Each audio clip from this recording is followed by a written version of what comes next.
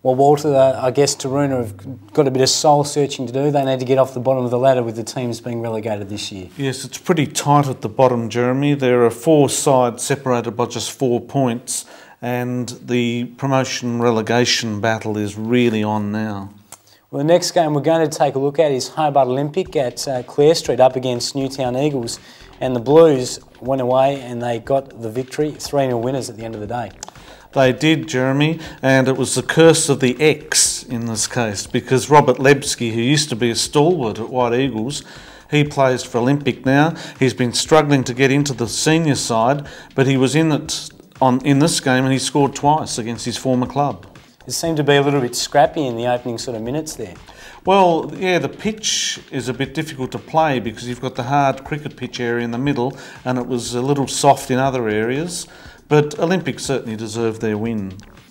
Ken, you've gone to Clare Street several times, I guess. Is it a hard ground to play on? Yeah, not easy. Realistically, you have to miss midfield out and the middle of the park out and play a wide game. I think you have better opportunities and you can play a little bit better football in the wider areas. Yeah, in the middle of the field, try and get to the ball before it bounces and play quickly out of there. I guess the Eagles had a few chances there early on. They looked like they were through. They probably should have put the ball in the box, and you never know what can happen. Yes, they tended to shoot from range and the shots were always too high, Jeremy. But it was a very difficult game for them. Defensive frailties were evident again, and they were fortunate, I guess, not to concede a few more goals. You see the opening goal there to Lebski. He would have loved that moment. Yes, a great cross from the left by Costa Grillis. Lebski unmarked at the far post and just tapped it home. Eagles do seem to be a little bit lacklustre in their defence of late.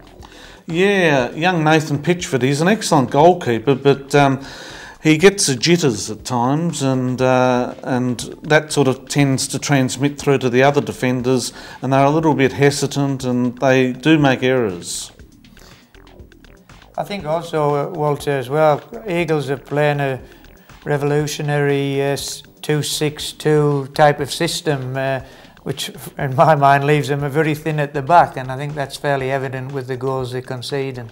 Yeah, I've spoken to Steve Pitchford about this, and the reason for playing that system is that he wants to dominate the midfield and have the wide midfielders really pushing forward, but it can count against you if you're caught with 2 at the back. And we saw that horror goal Savage put in the back of his own net. Yeah, trying to clear across, and he put it past his own goalkeeper, Jeremy.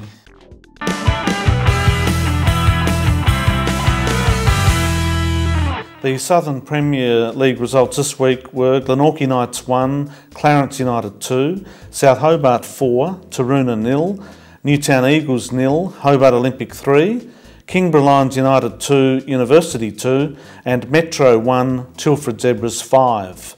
That leaves 6 teams with only 6 points separating them, with South Hobart and Hobart Olympic at the top. South Hobart have a better goal difference. Tilford Zebras have moved up into 3rd place, so the reigning champions. University 4th, Glenorchy Knights 5th, and Clarence, despite winning, are still in 6th place. At the bottom, it's getting very desperate. So to the Northern Premier League and the results over the weekend. Burnie United got up over Ulverston 2-0. Devonport City gave Launceston City a drubbing 7-0. Somerset knocked over Launceston United 4-1. Northern Rangers knocked off Riverside Olympic 6-1. So it's still tight in the table at the top there. Prospect Knights 2 points clear of Devonport City, who are on 16 points. Burnie United joined them on the same amount of points, and Northern Rangers just 2 points behind on 14. Somerset's still in it, they're on 12 points, but Riverside Olympic, the gap's starting to show there. They're on 9, followed by Launceston City and Launceston United and Ulverston with just the solitary point at the bottom of the table. Well, some important matches next week, and firstly, Ken, you've got Metro out at North Chigwell, and we know how hard it is to play out there. Yeah, difficult ground to play on, and probably a difficult time to take Metro on as well. They've had a little bit of upheaval in the club in the last week or so, and you know, when you have things like that happening, the players can gel together and come out with a massive fighting spirit and make things difficult for you. But as I said earlier, we are playing well and we're starting to play good open football, and we have good depth in our play. We've been getting in behind teams down the flanks and creating good penetration. So we just have to ask again of the players to play with that consistency and quality. Well, I'm predicting another 4-1 to your boys out there next week, Ken, so let's hope that they can get up.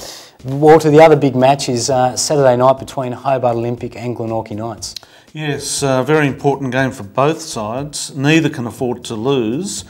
Knights will probably have Janko Begovic back, which will strengthen them, but Olympic are on a real roll, Jeremy, and they'll be right up there. They'll give them a real challenge. Yeah, it'd be good to see this the title race still tight at the top, Ken.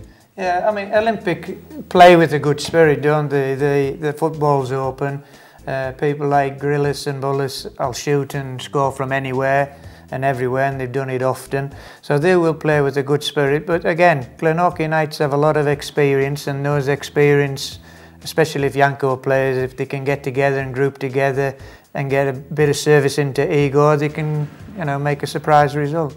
Well, that's all we have time for you this week.